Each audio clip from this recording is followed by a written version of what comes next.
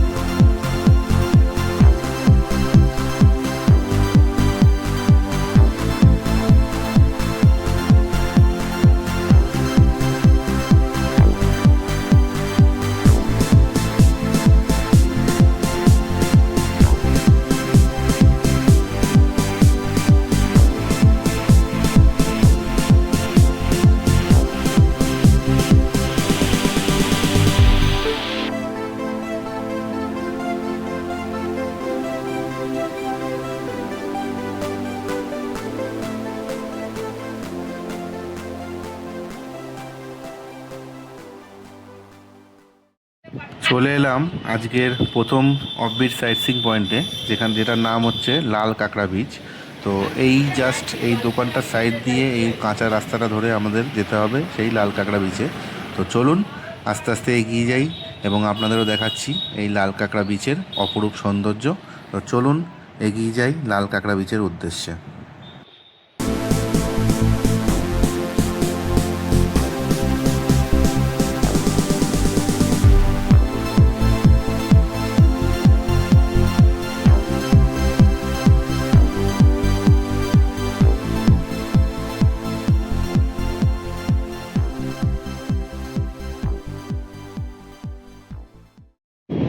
এটাই হলো পুরুষোত্তমপুর লাল কাঁকড়া বিচ।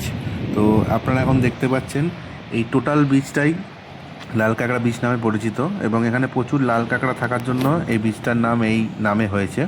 তো আমরা দেখতে পাচ্ছি কিছু কাঁকড়া এখানে রয়েছে এবং আমি চেষ্টা করছি আপনাদের আরও ভালো করে দেখানো। তো দেখুন চারিদিকে বিচটা কত সুন্দর এবং পরিষ্কার পরিচ্ছন্ন বিচ, খুবই নির্জন বিচ, কোনো নোংরা এখানে নেই আপাতত। তো এই যে দেখুন কত লাল কাঁকড়া এখানে দেখা যাচ্ছে, দেখুন তারা চলে ফিরে বেড়াচ্ছে। তো এই জায়গাটা খুবই সুন্দর, আমার তো পার্সোনালি খুবই সুন্দর লাগে, আপনাদেরও ভালো লাগবে আসলে। তো অবশ্যই আসবেন এই জায়গাটা। তো মন্দারমণি থেকে জাস্ট 3 থেকে 4 কিলোমিটার দূরে এই লাল কাঁকড়া বিচ অবস্থিত।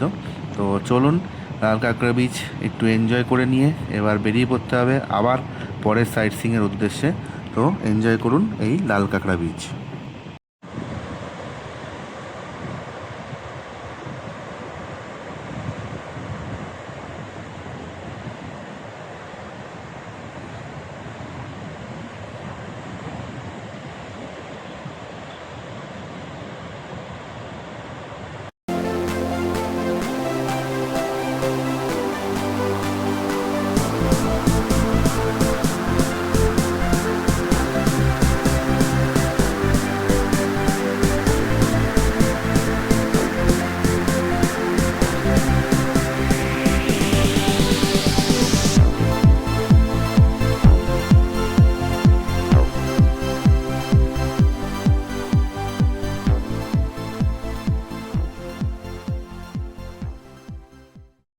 এখন রয়েছি পুরুষোত্তমপুর স্বামী বিবেকানন্দ রামকৃষ্ণ মঠের সামনে। তো এখানে দেখুন অনেক বাচ্চারা পড়াশোনা করে, খুবই সুন্দর জায়গা। তো এই জায়গাটা একটা সাইট সিইং পয়েন্টের মধ্যে পড়ে, লাল কাঁকড়া বিচের জাস্ট অপোজিটেই এটা। তো দেখতে থাকুন এই জায়গাটা।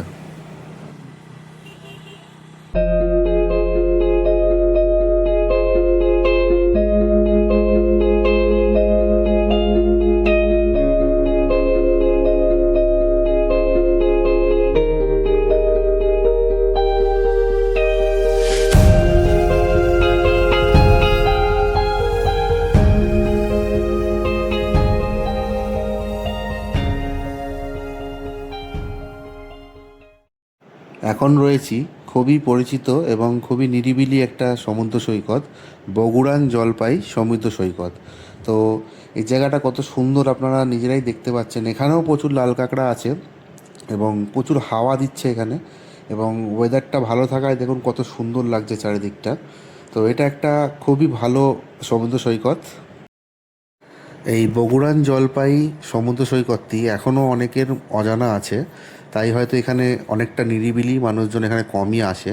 তো আপনারা অবশ্যই আসবেন এই জায়গাতে, খুবই সুন্দর জায়গা এবং খুবই নিরিবিলি এবং শান্ত পরিবেশে তৈরি এই সমুদ্র সৈকতটি।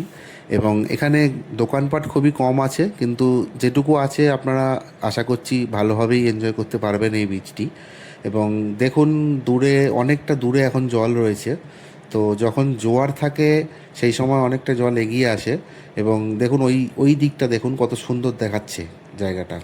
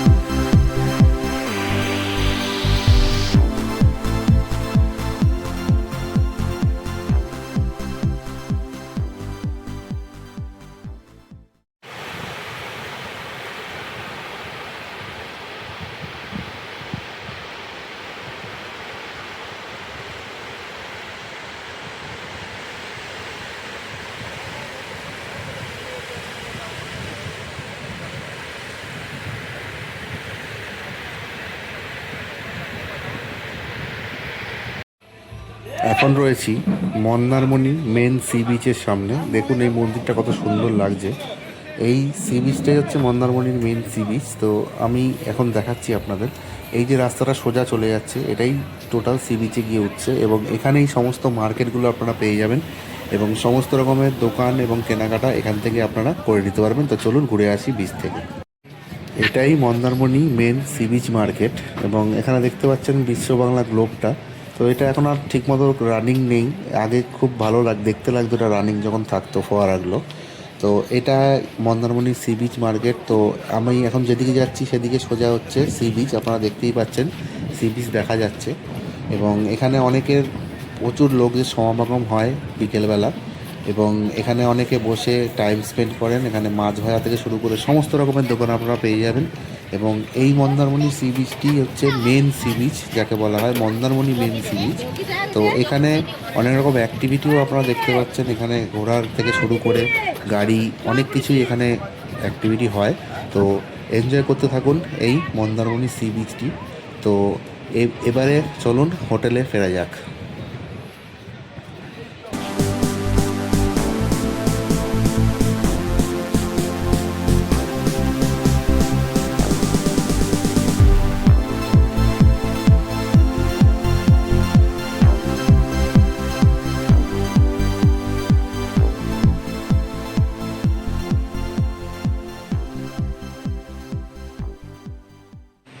হোটেলে ফিরে একটু রেস্ট নিয়ে এখন অনেকটা টাইম হয়ে গেছে, এখন বাজে রাত 10টার কাছাকাছি। তো চলুন ডিনার কমপ্লিট করে নিই। ডিনার কমপ্লিট করে আজকের মতো ব্লগটা এখানেই শেষ করতে হবে। আবার দেখা হবে অন্য কোনো জায়গায়, অন্য কোনো পর্বে। চলে এসেছি ডিনার টেবিলে। ডিনারে আজকে অনেক কিছুই দেখতে পাচ্ছেন। তো চলুন ডিনার কমপ্লিট করে আজকের মতো এখানেই শেষ করছি ব্লগটা। সবাই সুস্থ থাকবেন, ভালো থাকবেন। আবার দেখা হবে পরবর্তী কোনো একটা জায়গায়, পরবর্তী পর্বে।